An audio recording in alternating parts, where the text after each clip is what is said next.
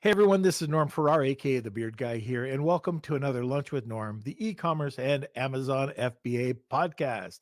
Today we're discussing the effect of the new Amazon fees on the e-com ecosystem. We'll also talk about sellers' options with these new feeds. Are Amazon sellers over advertising? And what happens when you back off the total amount of ads you're running? All right, everybody, welcome to another Lunch with Norm, the e-commerce and Amazon FBA. Lunch with Norm. Lunch with Norm.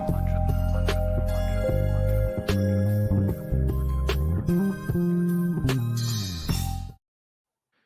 All right, as you can tell, Kelsey trusted me with doing all the production stuff that he does.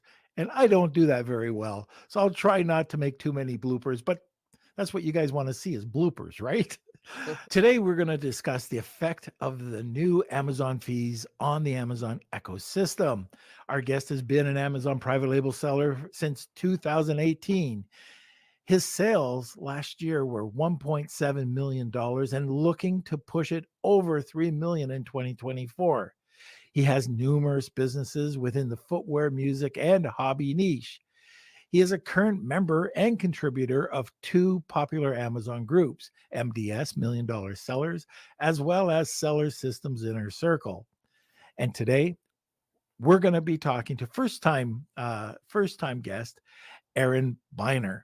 So just a word from our sponsor, and we'll be right back. This is about seller basics. Hey, Amazon sellers, ever faced with account suspensions, ASIN hiccups, or IP headaches?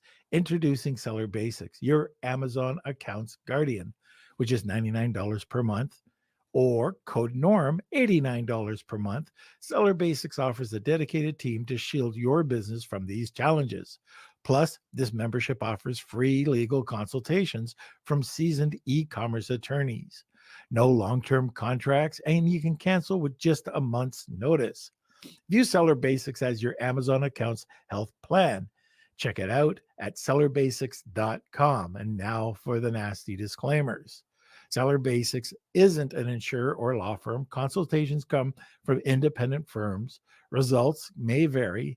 Membership is needed before events leading to claim, and terms apply.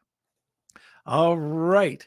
Now, like I said, this is a pre-record. If you haven't noticed, Kelsey isn't here, but I think he said he's going to be up at 6 a.m. We're going to be at BDSS this week. So I think he's going to watch and make sure that the questions are answered. So anyways, thank you, Kelsey, for doing that. Normally we would be talking, Kelsey would be coming on. We'd be talking about a few events that we're going to or things that are happening. All I'm going to talk about today is our newsletter. So our podcast. So we have the newsletter that's come out. Check it out. Let us know what you think about it, and just give us some comments. We had some really interesting comments that came in this week. This is the week that the newsletter I was talking about last week was about me getting this crazy membership because they thought I was a WWE wrestler. So that's a whole story in itself. If you haven't checked it out, just go to lunchwithnorm.beehive, that's with 2i's.com. And the last thing before we get into this is check out, by this time, we've probably had 3 or 4 Marketing Misfits podcasts. So Kevin King and I have started producing this new podcast that's diving deep into misfits. These are people that have done things differently and become successful. So check it out. It's available on all podcast platforms, and it's also on our YouTube channel. And that's, let me think, Marketing Misfits Podcast. Pretty easy. All right, everybody. So I think that's it. Let's get into this. If you have any questions or comments, throw them in the comments section, and sit back, relax, grab a cup of coffee, and let's bring on Aaron. Hey there. How's it going? Good to be Good, here. very good. I'm glad you're here. We got a great topic today. Amazon fees are always changing. And when I started out, there was nothing. Jeez. There's no fees. Like there were slight Yeah. fees, but no PPC wasn't even. It didn't even Mhm. exist. Uh, but and it was so easy. You threw up what everybody just said, garlic press or spatula, and you got a bite. Yeah. But Those are the days.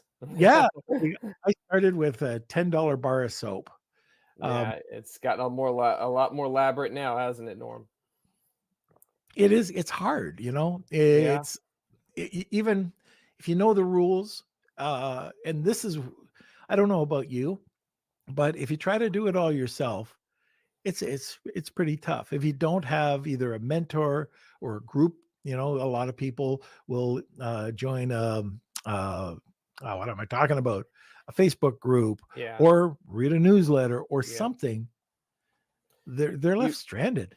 Yeah, you really have to be competent in at least 5 different areas. Everything from product, sourcing to negotiation to running your own, the PPC ads part of it, to listing optimization, marketing. Like there's a whole, supply chain management. There's this whole like treasure trove of things that you need to at least be somewhat competent in.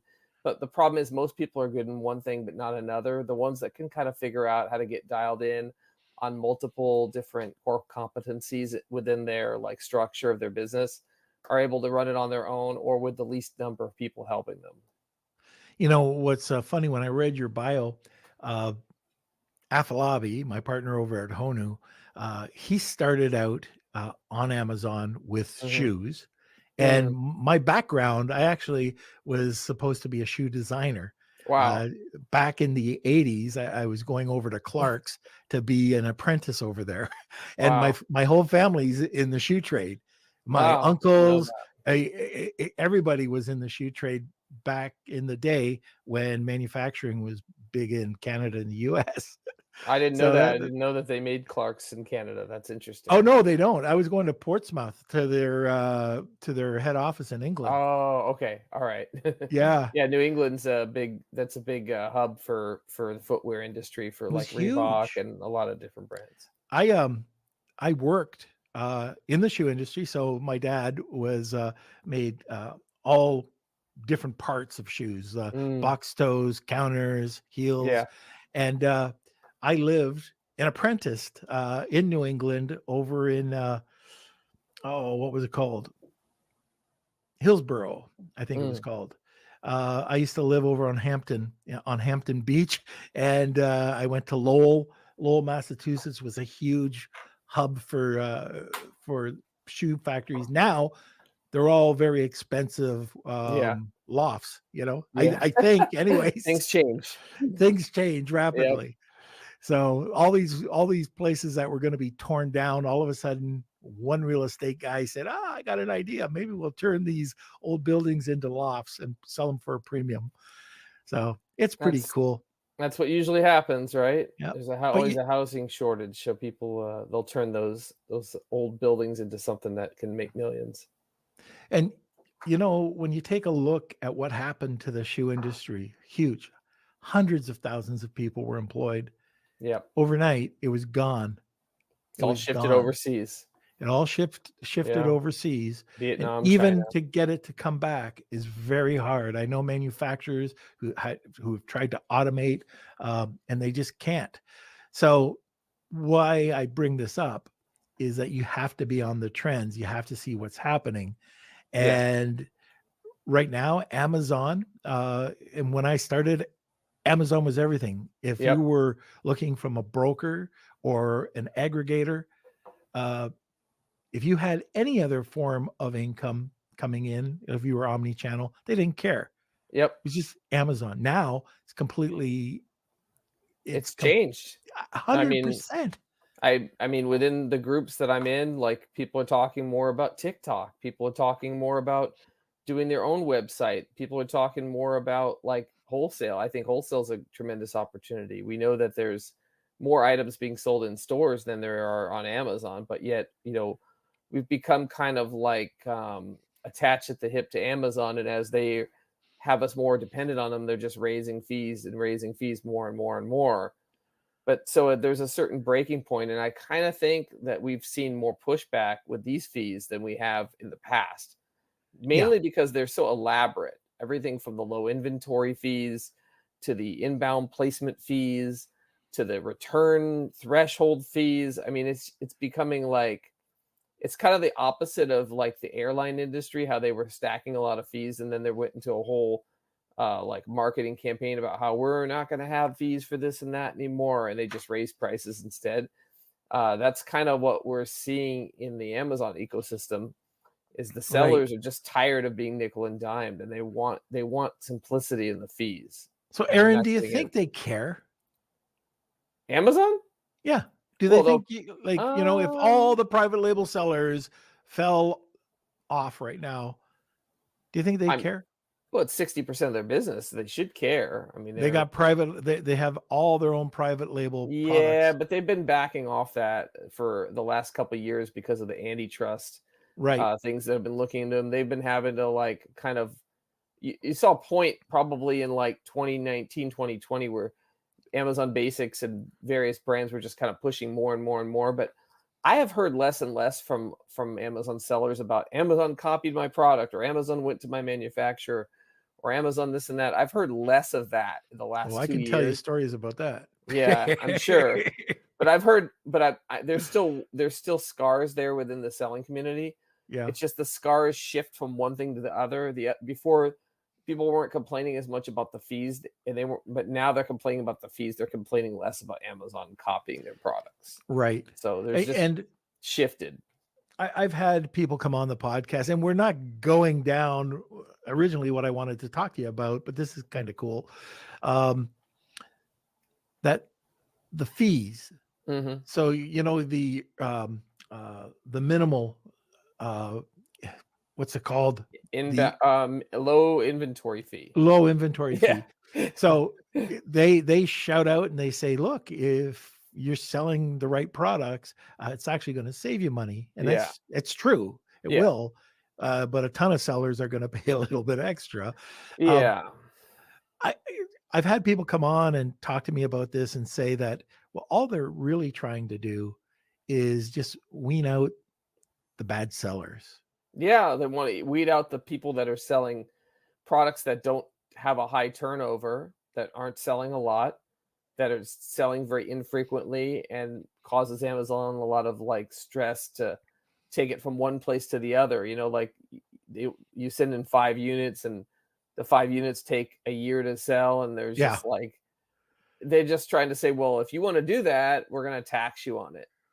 And right. so it discourages people, or people enter the game and then they're not able to keep up. They want you to have items that are selling quickly and selling a lot. Hence the reason why they have like inbound placement fees. But a lot of times, if you send in 4 or 5 boxes or more, they'll waive those fees because, let's face it, if you're sending 4 or 5 boxes of something, it's kind of selling okay. Yeah, it'll be interesting to see, what happens over the next year. I think with the AI, like Rufus and what they're doing, um, be interesting to see where they're going and Sure. like bringing in the AI to help maybe convert. This is something Hmm. that might be able to help people convert quicker. I'm Yeah. not sure. We'll have to see. There's been a lot of promises about AI and Amazon, and we know that a lot of that hasn't really come to fruition. There's been different programs Right. like Amazon Live that haven't really taken off. The Amazon Post thing really never took off. The AI writing tool for listing optimization has been pretty much a disaster for all the sellers so far. So I would say my level of confidence that Rufus is going to make a difference right away is probably a 2 out of 10 at this point. Although I'm sure there's other people that will disagree with that. So say if you're a new person looking into getting into Amazon, so Mhm. they stumbled on the podcast, they want to hear about this. Is it still feasible to make a good buck on Amazon? Yes, but I think the most key thing is that you have to be good at sourcing. It's all about the product. The product is the foundation. You can't build a home without good land. You can't build a home without good concrete to hold the land on it. The days of, like you were talking about earlier, about like whatever 2015, 16, whatever, just like slap something up on Amazon. If the chances of you making it now with that strategy is like one in 1,000, it's very, very slim. And it would probably be because you made some unique product that you had no intention to sell on Amazon that took off virally some other way, or it was just awesome design, or you hit the perfect wave, and that product just took off because you happened to make your widget or your mousetrap or whatever the heck you made better. You saw a problem and you solved it, and that trumped all the other things in the market. Yeah, but the chances of just like picking something out of Alibaba, like just throwing a dart at the wall and picking it, slapping it up, and just thinking you're going to make money is very slim. You need to be great at sourcing and differentiation and a lot of things. Yeah, we said, going back to Honu, we always say that the profit's in the sourcing. That's where you make your money. If In you can, sourcing, yeah, for sure. yeah, It's all about margin. And if there's no margin, move on. There's some products where there's not margin in it initially, like replenishables, where you're just in it for, to try to get subscribe and save customers. You're trying to procure clients or customers rather that would buy from you every month, like in the supplement game, or if you're selling, I don't know, you're selling chocolate covered peanuts or something, and people are doing like ordering every month, or like something for shaving, or personal beauty. It's still different because you might lose money for 6 months, and then you see a lot of money on the back end with the subscribe and saves once you get to like hundreds and thousands of people. So that's a little different, but in the most part, like most people are just buying a product from Alibaba or from a supplier, whether it be mostly in China, and they're selling it to one-time purchase. And it's treacherous because there's 30 or 40 other people, most of them in China, that are competing against you, selling the same item. It's somewhat of a commodity, and that's why I think it's good for sellers to think about getting into design-related products. right. Yeah, those are Yeah, that really it's important. so important.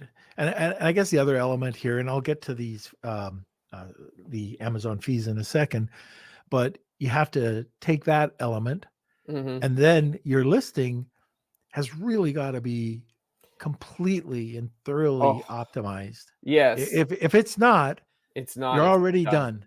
Yeah, I mean, one of the things I do at Marketplace Nerd is I do PPC optimization for people, handle their ads.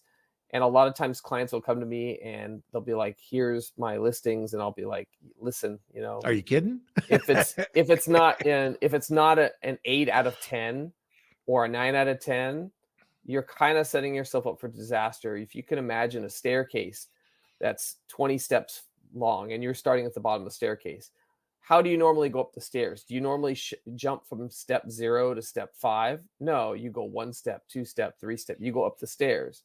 A lot of people want to run ads to poor product pages. And what happens is people land on the page and they go, "No, thank you," and they just walk away. And that's Yep. why, like, with Marketplace Nerd, we outsource to someone that helps with their product optimization, or product listing optimization rather. And that's a lot of times infographics, copy, A plus, having your words big enough, making sure you're speaking to the right customer, that you're stressing what your product does, what's the features and the benefits, and what you're going to bring to the table when you make a purchase on Amazon. Ultimately, you want people to be satisfied with their purchase. And if they can't, gather what it is that they're buying, they probably won't be. Right. So it's really important to have your listings optimized before you think about running a single ad. Or, if you already are running an ad, quickly move to try to get it optimized well. That means good photography as well. Yes. 100% agree. Mhm. All right, let's start diving into some of these questions I have for you. So let's talk about how the new fees are affecting prices on Amazon. Oh, yeah. I mean, especially with lower price products, well, okay, first of all, we have the low inventory fee. okay, if the product is moving very infrequently and there's not many people searching for it, then maybe minimal effect, because low inventory fee is going to mean someone has to increase their price, right? So maybe those prices don't, they go up, but then people don't care so much because those products are infrequently being purchased anyway.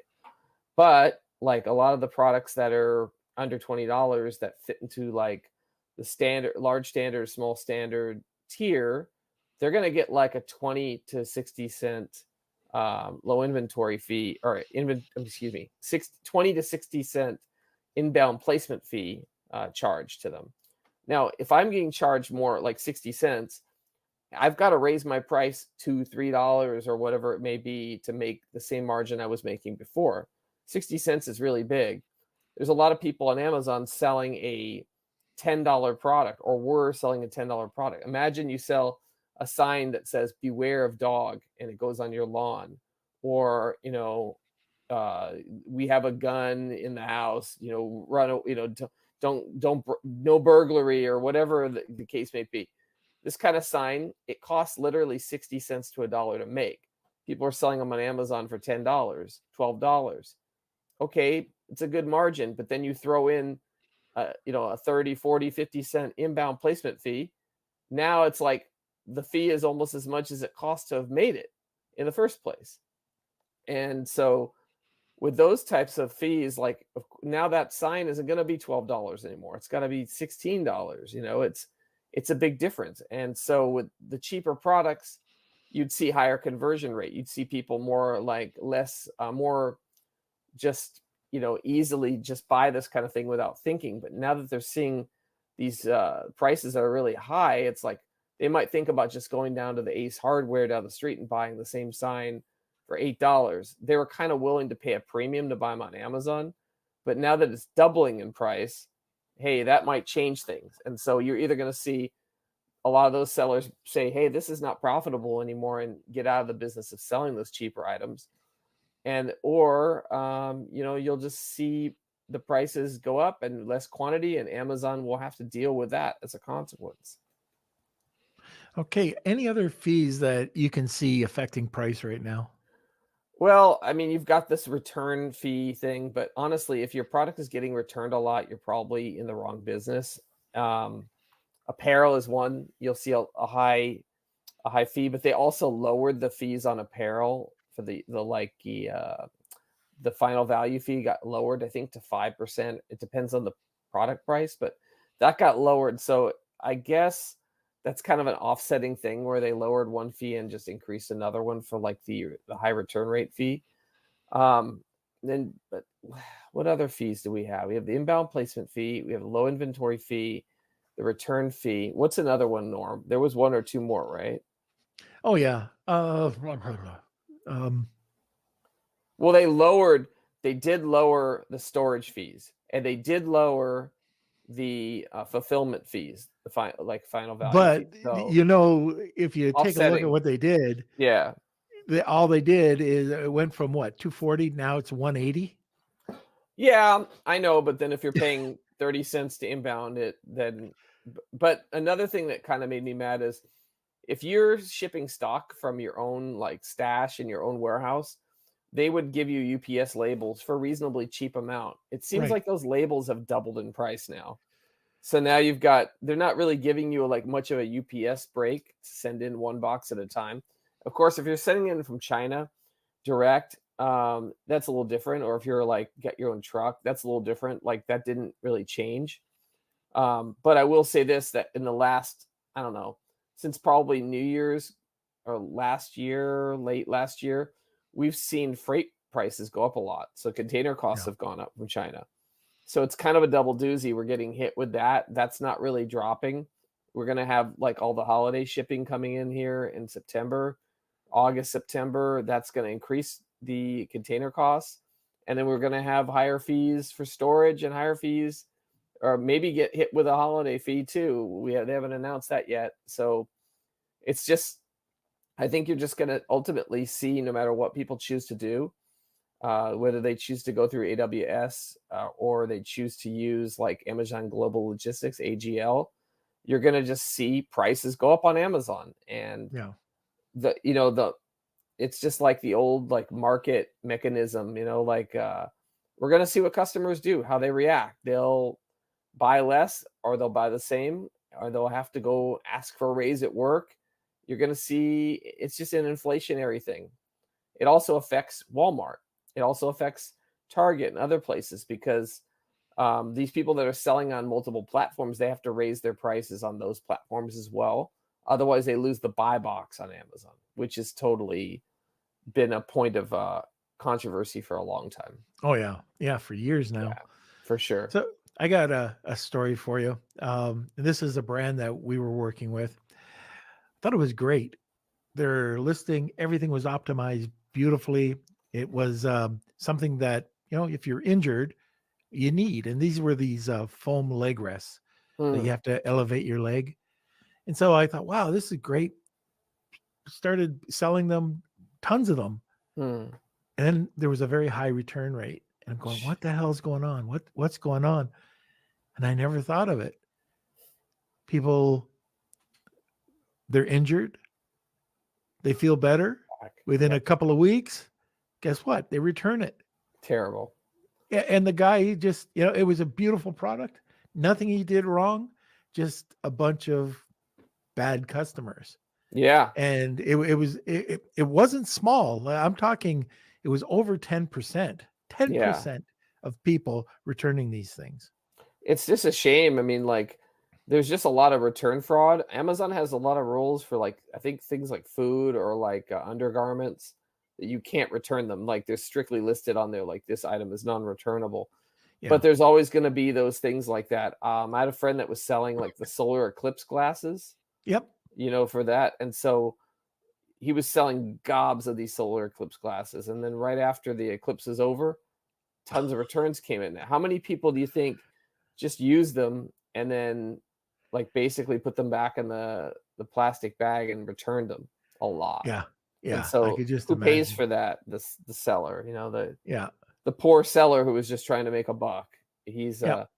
he's the one left holding the bag, and then not only that, there's not another clips for 40 years, so you have to basically give them away, donate them for what it's worth, or remove them, and that costs 80-90 cents a unit right there. So it's everyone that got returned. You're not only losing the profit from that, you're not only paying the label for that person to return it, you're also paying to dispose of it. So Yeah. And, another, it's not a fee, just the bloody algorithm can screw you up so bad that you get off of Amazon as well.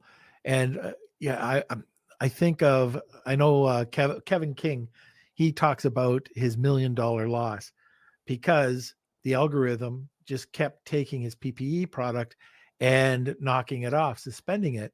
Although we had somebody in Amazon high up, always yeah, bringing it back on, but eventually it couldn't come back on. It was 5 times or something like that. They were selling yeah, $40,000 a day that was a sanitizer. as a sanitizer, Yeah, and they put money into this. Like yeah, they mascots and all that. I saw that. yeah, exactly. And all of a sudden, boom, it was gone. So the algorithm is a fee in itself. Sometimes I've I've I've had this toe fungus remover that I was helping somebody push, and there's a chemical in there that you can only have a certain percentage, and it was within that range. 5 times we Wow, went from $124,000 a month on average, that's decent. selling around, I think, 2,400 right now. They just can't get they just can't get it going anymore. Every time it starts to move, boom, it gets knocked down. Yeah, it's tough. Like sometimes with products like that, you just have to lower the price and try to increase the amount of visits to the page and try to convert more because yeah, like you said, you get suspended that many times, or you have too many starts and stops, and you're just kind of, for a lack of a better term, you're just kind of screwed. And there's not really Yeah, much you can do other than like relaunch a new version of the ASIN and then try to like merge it with the old one later on. That would be the yeah. only like thing you could kind of do. All right, we're at the bottom of the hour. I'm just going to remove you for a second, Aaron, and I'll try to get through this sponsor. Seriously. Okay. All right. Today I am going to talk about Start, Scale, Exit, Repeat. This is a book that my buddy Colin Campbell wrote. Matter of fact, he's at the BDSS conference right now. He's speaking. And I think everybody that attends is going to get this book. But Start, Scale, Exit, Repeat. It's an awesome book to help you with your entrepreneurial journey. It goes through Start. It has 4 different modules, and then they have subsections within that for your reference. So each one of these, Start, Scale, Exit, Repeat, is broken down so you can go back and reference. On top of it, it's got over 200 interviews. Joe Foster, the CEO and founder of Reebok, also Vern Harnish, and there's a bunch of others, 200 interviews. So it's available on Amazon. You can check it out. It has, and also you can get it as Audible, Kindle, softcover, hardcover, and Audible. So check it out. Start, Scale, Exit, Repeat, and let us know what you think about it. Okay, now at the bottom of the hour, we have, and this is if you haven't heard the podcast before, we have something called the Wheel of Kelsey. The Wheel of Kelsey is a giveaway at the top of the hour. And to enter, all you have to do is hashtag Wheel of Kelsey, tag 2 people, you'll get a second entry. You'll probably notice in the comments section, there's hashtag Wheel of Kelsey starting to fill up. So just hashtag Wheel of Kelsey, tag 2 people, you'll be entered into a prize. I'm going to bring back Aaron. Aaron, what's that prize today? Well, we do a lot of coaching calls and Yep. consultations. There's a lot of sellers out there that are either thinking about getting into Amazon, currently selling, just started selling, or even experienced sellers. I've consulted people all the way up to, that are selling, in the 9 figures range. So I feel like I can bring some value to anyone, another set of eyes, and I'm giving away an hour call with me Oh, to that's consult them. fantastic. Yeah, should be Oh, great. all right. So to get that hour call, and I'm telling you, Aaron knows his stuff. So it's priceless. Get Thank you. that hour call and hashtag Wheel of Kelsey, tag 2 people, and you'll get a chance to win that. All right, now let's move on. Again, sticking with the seller fees, but Amazon sellers, like they have different options with these new fees. Yeah. I know we've touched on some of them, but can we continue with that? Yeah, I mean, one thing they can do is stop selling the item FBA. If they're finding that they're not moving enough units to make it worth sending the items in FBA, they could sell it FBM, merchant fulfilled. Yep. They could either get a 3PL to like hold those items and just sell them one at a time here and there. They can ship them out of their own house or their garage or whatever. It depends on the level, the scale of your business, obviously. If they have a bigger operation like a warehouse, again, they could do merchant fulfilled. That's an option, because there's some point where you're sending in 5 boxes of these items that have 50 units in each, and it's an item that only sells you know one every other day or something like that. And so what's going to happen is your Amazon storage is going to fill up. You're going to get hit with like long-term fees for Yep. that, and you're going to wind up dropping your IPI score, which can affect your health there and the amount of storage that Amazon will allow you to store. And so basically this is like weeding out the like poor selling products from Amazon in a sense. You Would can you? Yeah, you Oh, can have some slow sellers, but you can't yep. have a whole treasure trove of like slow sellers anymore, because Right. you will either pay for it. You'll just basically pay for it and you won't make any money. So is it even worth removing the product and just bringing it back and shipping it out of your garage or a fulfillment center? Well, I mean, one thing you could do is you can drop it into they have a warehouse deal thing. You can like drop the price Yep. just to get rid of it and then just dispose of the ones you have or donate them. Like I had some toy products and it was Christmas time and I gave away like 1,000 units I had in warehouse or a garage here rather, to Yeah. like a local charity. It was a good write-off and the kids got some toys. So that was a good option. There's just not every product you launch, no matter how good you think you are at sourcing or how good you are at product research, not every product will do well. Amazon's not for the weary headed. It's not for criers. There was like old movie called like about a women's baseball league. They said there's no crying in baseball. Like there's definitely should be no crying in Amazon or business. Just take it in pride. There's no such thing as failing. There's only failing forward, and that's learning from your mistakes and trying to improve.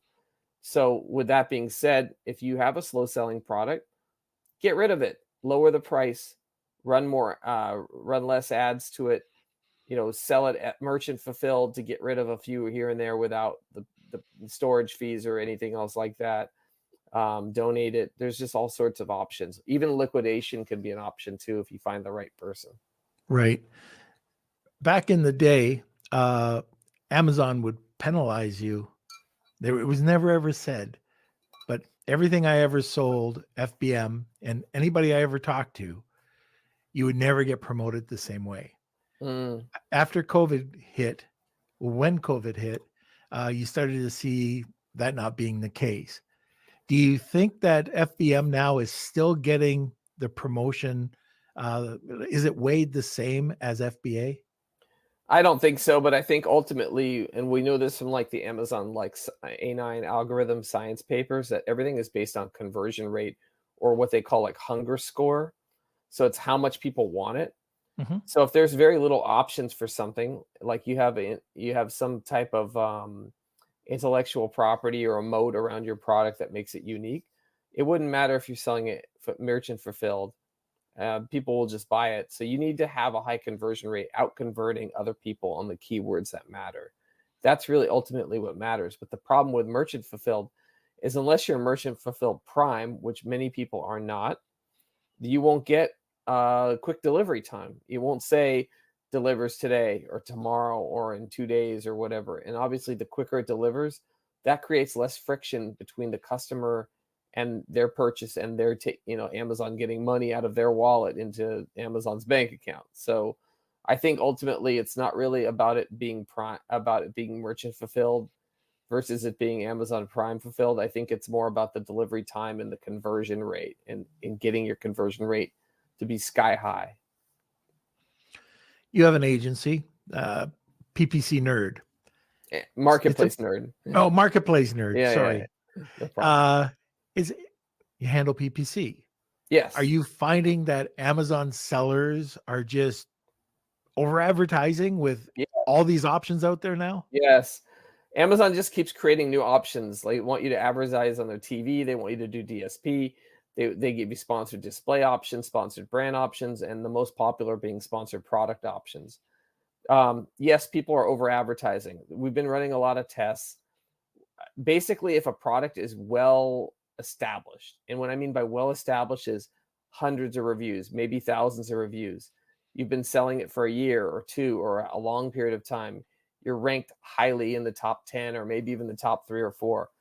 A lot of times, what you can do is just back off on the budgets. Like, so if you were, if let's say you're looking at a month and you spend $100 per day on a particular campaign that is a hot converting campaign, like you're selling beard oil, for example. We'll tie this into you All to right. you. Let's say Norm's selling beard oil and he's number 2 in beard oil, and his beard oil costs $24.99. I don't know what beard oil costs. As you can see, like I don't have a beard. I'm not much into it, but there's a good case that maybe, okay, you look at your tacos, maybe your tacos is at 17%, and you're saying, how do I make any money? My margin is 30%.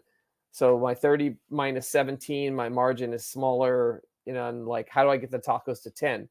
Well, a lot of times you'll just look at your sessions, and if you back off the amount that you're advertising to some of these highly ranked keywords or campaigns that are, spending more than the average A cost on the account is, what could happen a lot of times is your ads won't appear anymore at certain times of the day, and people will just buy from your organic placement. So you're kind of using PPC, if you can create an analogy, to put air into the hot air balloon to keep it up in the air. And then once it's up in the air, it's like, okay, well, if we run out of air, it'll still float for a while. And then the next day when midnight strikes and the budget resets, you start running ads again. Some people use day parting too. They'll find that their products, like I have some products that are highly, meant for birthday parties. Like let's say you were selling decorations for a birthday party or like all the paper plates and stuff. when are people shopping for that? Probably Monday through Thursday.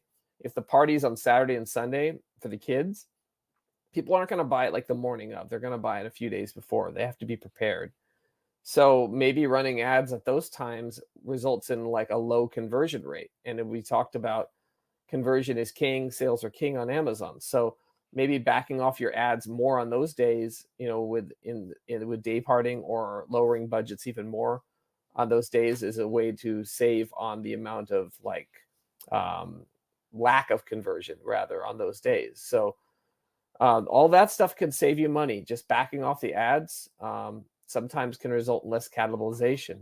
You have a ton of times when you go to a product, when you go to a search, like for beard oil, and you'll see in position 2, Norm's beard oil, and then in position 4, Norm's beard oil. Well, okay, if customers see that, they don't care if it says sponsored or not. They don't know the difference. They're gonna just click on the first one they see, and they Right. might buy from it. So you're only gonna get the organic sale in the second when they pass past the ad. And so I'm finding a lot of the time what you could do is just back down the budgets and then monitor sessions within like a Scale Insight, or if you have another program, it's good for that as well. And you can see like as your sessions are dropping, are your sales dropping? If they are dropping significantly, that's a bad thing. But you just want to try to maintain the same level of sales. So you can kind of play games with running less ads and seeing if the sessions stay within a certain range. If it drops way down, then you've went too far. Okay, great insight. So it's funny that you're mentioning this. We had, do you know Neil Twa? I don't. Neil came on and he basically said what you're talking about right now. And man, did that stir up some Yes, controversy. it should. It should, because a lot of people that run agencies are getting paid off of like commission of ad spend, or even like total sales generated from PPC sales. And so I think this is something nobody wants to really hear. But I think with all these fees, and it ties into the fees thing we were talking about earlier, like we have to look around and figure out like how are we going to save money here. And the ads is definitely a huge profit center for Amazon. So let's hit them in that wallet and see if we can't take back some of these fees in the form of less PPC spend. Yeah, that's their biggest profit center, isn't it? It really is. I mean, I think their hosting is really up there too, right? What is Yeah, it? yeah, it is. But I Yeah, believe PPC it's huge. yes, I think it's taken over number one spot. I think that's what I Yeah, read. they just keep creating new ads all the time, and most of the time they're not applicable to the average Amazon seller. They're more for awareness, and most of us are just like, okay, well, we're not like Nike or Adidas here. Like we're looking with most Amazon sellers, or most of my clients, they're looking at like what happened last month. They don't care about like we're building for like a year from now. Like they just want to know how we can get our tacos to a certain level and sell more units. That's ultimately what everyone's looking to do. Oh, that's awesome. Some great insight today. Thank you. Let's talk a little bit about your company. What do you do? Well, the main function we do is offer PPC management and coaching calls. And then the other thing we do is help people with their creative. Like we have a person that helps us with like listing optimization, like writing your listing great, not just using AI, but actually like maybe a human being for a change to actually write some copy that makes some sense. And then actually with that, working on the A plus and the images to try to create less friction between the customer understanding your product and making the decision to purchase it. So All right. those are the main functions. We do some other things too, like if people need help with a flat file or merging things, or I've written a few suspension letters and that have been effective in the past, but those aren't like my two main things. But we offer that. Mainly the coaching thing. I mean, they want to run product ideas past me, or get my thoughts. I have a good eye on the whole playing field, and I'm able to provide some good insight. Okay. And what's your contact info?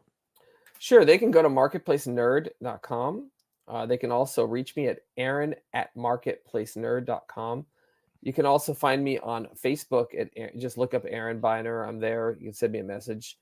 And also Instagram, Aaron B1105. That's Aaron B1105 on Instagram. Fantastic. Okay. So we are going to be heading over to the Wheel of Kelsey.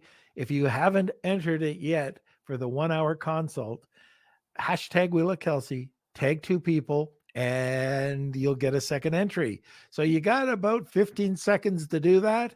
And I'm going to go over to the wheel right now. So Aaron, if you've never seen the wheel, you'll come right back after this. All right. It's time for the Wheel of Kelsey.